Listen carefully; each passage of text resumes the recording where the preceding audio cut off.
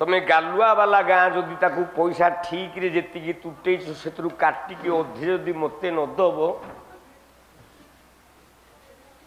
ताले सनातन दासु को धर्म सहीबनी सेठी माइपी माने धान गछरे सार देबे सेठी माइपी माने दारे धान काटिबे पंडित को जीव खाली बेंगला टिके कर दो अरे नटिया ना केते पौटी धान पाइचु ना मु 70 पौटी पाइचु ना तो बुपा गुंड पाइचु तो भारी जाक सबु कोला तू कोन पाइचु तो भारी जा सबु करिछि तू कहू मु सबु पाइछि ए जगतटा होछि सेया खराब भाविबेनि जे राजनीतिया लोक मान थेबे मु तो राजनीतिया लोक नुह सरपंच रे ढिया आइथब ना लेखाइथब पुष्पलता दळे आजा पुष्पलता दळे सरपंच रे जीतिबो ता स्वामी की लोक मान डाकिबे सरपंच बाबू टिके आइलो अरे तू तो ठिया हेनु तो भारीजा ठिया हेथला तो भाईरा को सरपंच न कही कि तत्ते कौन सरपंच कुआजिबो ब्रह्मा जगत को सृष्टि करिनी सृष्टि करिछि सावित्री पालन करिनी विष्णु पालन करुछि मां निजे लक्ष्मी नमस्ते कमला मागो अति दयावती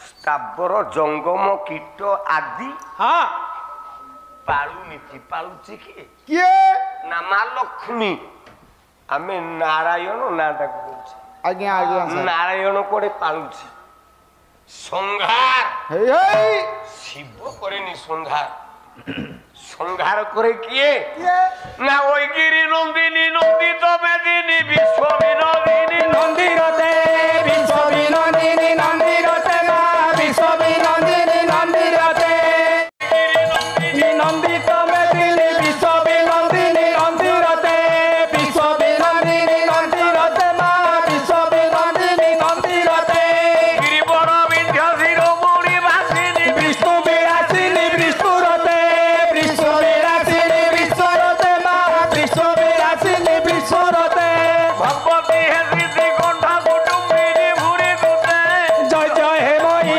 शाशुर मर्दिनी रम्यक वर्धिनी शैलसुते जय जय हे मही शाशुर मर्दिनी रम्यक वर्धिनी शैलसुते रामर वर्षिणी दुर्गर वर्षिणी दुर्मुख वर्षिणी हासरते दुर्मुख वर्षिणी हासरते मा दुर्मुख वर्षिणी हासरते त्रिभुवन पोषिणी शंकर दोषिणी कल्पस दोषिणी सिंधु सते मा जीवन दर्शिनी सिंधु सते बहुजा निरोधिनी कौमसनादिनी राजसुते जय हे मही शाशुर मर्दिनी रम्यक वर्धिनी शैलसुते जय जय हे मही शाशुर मर्दिनी रम्यक वर्धिनी शैलसुते काली मो आगो थाके रे गोटे चेयर फांका नथिला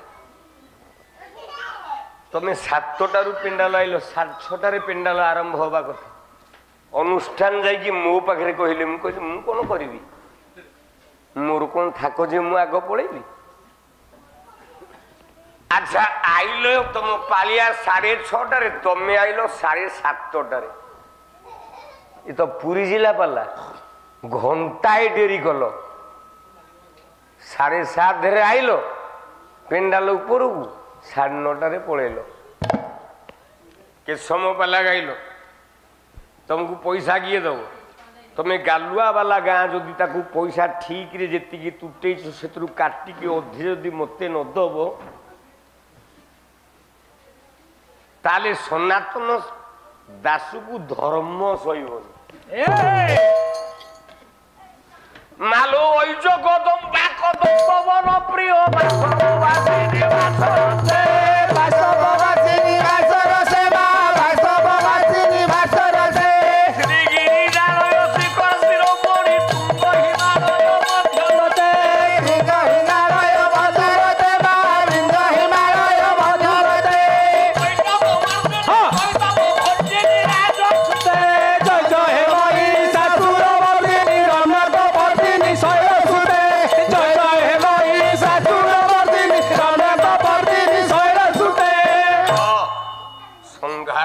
କିଏ ନା କାଳୀ। କାଳୀଟି କିଏ କିଏ ନା କାଳର ସ୍ତ୍ରୀ।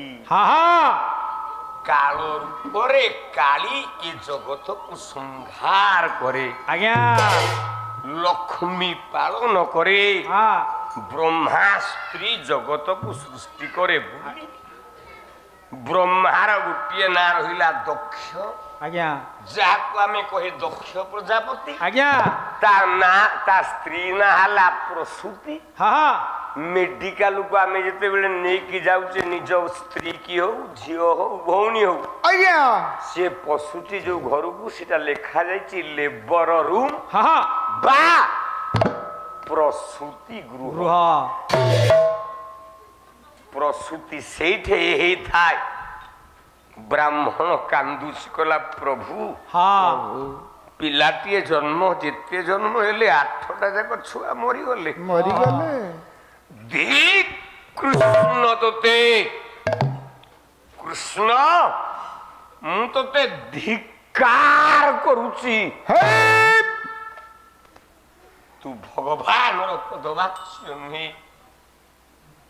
ଅୟଂ ଦରିଦ୍ରଂ ଭବିଷ୍ୟତି ବୈଧ୍ୟସୀ ଜନସ୍ୟ ଜାଗୃତି ଶାନ ଚକ୍ର ଲିପ୍ତ କଳ୍ପ ପାଦ ଦରିଦ୍ର ଦରିଦ୍ରତା।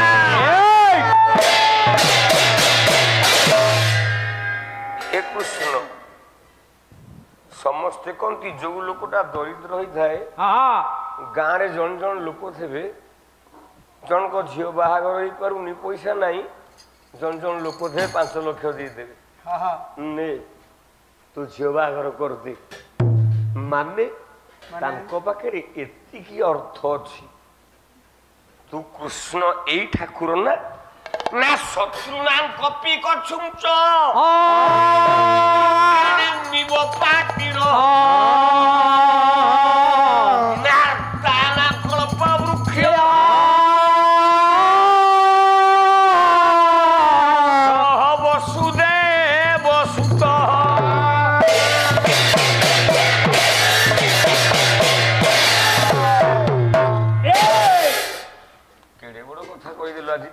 ଏତେ ବଡ଼ ଜ୍ଞାନୀ ଅଞ୍ଚଳରେ ନୃସିଂହ ହୋତା କୁଆଡ଼େ ଶ୍ଲୋକ ଗାଇବା ଗାୟକ ନୁହଁ। ହେ ସନା ଭାଇନା ଏଇଠି ଅଛନ୍ତି ବାପା ସୁଦର୍ଶନ ମହାପାତ୍ର। ସ୍ୱରୁଣ ବାଦପାଲା ଚାଲିଥାଏ। ପ୍ରଭାତ ସାହୁ ମୋ ବନ୍ଧୁ ମରିଗଲାଣି। ମୋ ଡାହାଣ ହାତଟା କଟିଗଲା। ନୃସିଂହ ହୋତା ପ୍ରଭାତ ସାହୁ ସଦାବେଳେ ବାଦପାଲା। ତେଣୁ ଗୋଟେ ହାତ କଟିଗଲା ଆଉ ଗୋଟିଏ ହାତ ଅଛି ମୁଁ ବଞ୍ଚିଛି। ମୁଁ କେତେବେଳେ ବି ଟଳି ପଡ଼ିବି ଆଉ ମୋ ଉପରେ ବି ମୋର ଭରସା ପାଉନି। କୁମାର ସମ୍ଭବ କାବ୍ୟ ହଉଥାଏ। ବସିଥାନ୍ତି ହାଡ଼ୁ ମହାରଣା ବସିଥାନ୍ତି ସୁଦର୍ଶନ ମହାପାତ୍ର ବସିଥାନ୍ତି ମେରୁ ମହାପାତ୍ର ବସିଥାନ୍ତି ମଳୟ ସଞ୍ଚାର ସିଂ ଆଚ୍ଛା ବସିଥାନ୍ତି ବୈକୁଣ୍ଠ ଶତପଥୀ। ଆଜ୍ଞା ଯେତେବେଳେ 70 ଶ୍ଲୋକ ଗାଇଲି ମଳୟ ସଞ୍ଚାର ସିଂ ଆସିକି ମତେ କୁଣ୍ଢେଇକି ନାଚିଲେ କହିଲେ ଆମେ ଆଉ ଗୋଟେ ମାର୍କଣ୍ଡେୟ ବାହିନୀ ପ୍ରତି ପାଇଲୁ। ମୁଁ କହିଲି ନାଇଁ ମୁଁ ତା ପାଦ ଧୂଳିକି ସମାନ ନୁହଁ।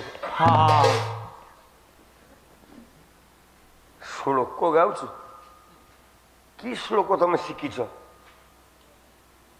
ଗୋଟିଏ ଶ୍ଲୋକ ତ 4 ଧାଡ଼ିଆ ଶ୍ଲୋକ ତମଠୁ ମୁଁ ପାଇଲିନି। ଆପଣ ମାନେ ବସିଛନ୍ତି ଜ୍ଞାନୀ ମାନେ ପାଲା ଶୁଣୁଥିଲେ ଗୋଟେ 4 ଧାଡ଼ିଆ ଶ୍ଲୋକ ପାଇଲେ। ସବୁ ଶ୍ଲୋକ 2 ଧାଡ଼ିଆ। ଇଏ 2 ଧାଡ଼ିଆ ଶ୍ଲୋକିଆ ଗାୟକ। ଇଏ 4 ଧାଡ଼ିଆ ଶ୍ଲୋକ ୟା ଜୀବନରେ ଶିଖିନି କିଏ ଶିଖିପାରିବନି। ଆଉ ଭାବୁଛି ମୁଁ 4 ଜଣ ଧରିକି ଆସିଛି ମୋ ଦେହ ଖରାପ ମତେ ହରେଇ ଦବ ଭାବେ ନା ମୁଁ ଜାନୁ ହରା। ଆରେ ମୋ ଅଣ୍ଟା ଖରାପ ହେଇଯାଇଛି ମୋ ଦେହ ଖରାପ ହେଇଛି ମୋ ତଣ୍ଟି ଖରାପ ହେଇନି ରେ ବାପା। ଏଇଟା ଯୋଉ ଦିନ ଯାଏ ଧବ ଲୁହା ମହି ବୁଲେଇ ଦେବି। ଲଙ୍କା ଶୁଖି ଯାଇ ରାଗ କମି ଯାଇଛି। ବ୍ରାହ୍ମଣ କାନ୍ଦୁଛି କହିଲା କୃଷ୍ଣ ମୋ ପିଲା ବଞ୍ଚିବେନି। ଠିକ କୃଷ୍ଣ ତତେ ମୁଁ ଧିକାର କରୁଛି। ଏ ଜଗତରେ କୃଷ୍ଣ ନିନ୍ଦା ସମସ୍ତେ ସହିପାରିବେ, ମାତ୍ର ଜଣେ ସହିପାରିବ। ସେ କିଏ ଜାଣିଛନ୍ତି? କିଏ? ସେ ହେଉଛି ଏକମାତ୍ର ତୃତୀୟ ପାଣ୍ଡବ ଅର୍ଜୁନ। କୃଷ୍ଣ ନିନ୍ଦା ସହିଲେ ମରିଯିବ। କହିଲା ଛାରେ ବ୍ରାହ୍ମଣଟା, ତୁମ ପ୍ରଭୁ କୃଷ୍ଣକୁ ନିନ୍ଦା କରୁଛୁ? ତୋର କେତେ ବଡ଼ ସାହସ!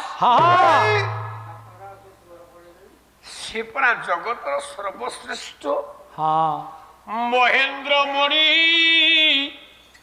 ସୁନ୍ଦର ଯଦୁ ବୃନ୍ଦ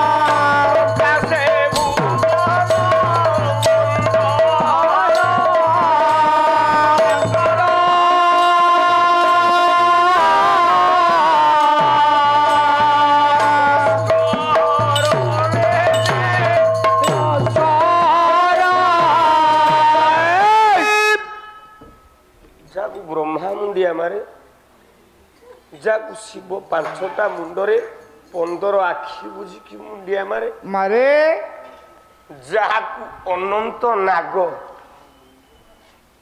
ପ୍ରଶ୍ନଟି ଏଇଠି ଥିଲା ପୁଣି, ସେ ଅନନ୍ତ ନା ସେ ବାସୁକି? କାଲିଠୁ ସନାତନ ଦାସ ନାଁକୁ କାଟିକି କାଲିଠୁ ଲେଖେ ସନାତନ ଦେହୁରୀ। ଆରେ ଆମେ ପରା ବ୍ରାହ୍ମଣ ପିଲା, ଆମେ ଯେତେବେଳେ ବୈବାହିକ କର୍ମ କରିବାକୁ ଯାଉଛେ, ବାହାଘର କରୁଛେ, ପୁଅ ଝିଅର ବାହାଘର ହଉଛି, ଆଜ୍ଞା, ଗୋଟେ ବେଁଶାଲ ବୋଲେ ବାଉଁଶ ଦଣ୍ଡଟେ କଳସ ମୂଳରେ ଥୋଇଥାଉ, ପୁଅ ଝିଅଙ୍କ ଉପରେ ପକଉ, ଆଜ୍ଞା, ଗୋଟେ ଶ୍ଲୋକ ଗାଉ। ଆଉ ଗୋଟା ମୋର ମନେ ପଡ଼ିବନି, ଆଗରୁ ପିଲାବେଳେ ବ୍ରାହ୍ମଣିଆ କାମ କରୁଥିଲି, ପୁରୋହିତ କାମ କରୁଥିଲି, ମନେ ଥିଲା, ତଥାପି ଚେଷ୍ଟା କରୁଛି କାଳେ ହଉ ହଉ ହେଇଯିବ। ଓଂ ସ୍ଥିର ଭବ ବିଡ଼ି ବଙ୍ଗ ଭବ ବର୍ଜ୍ୟବାନ ଭବ ବିଡ଼ି ବଙ୍ଗ କନ୍ୟାବର ଦୁଭବ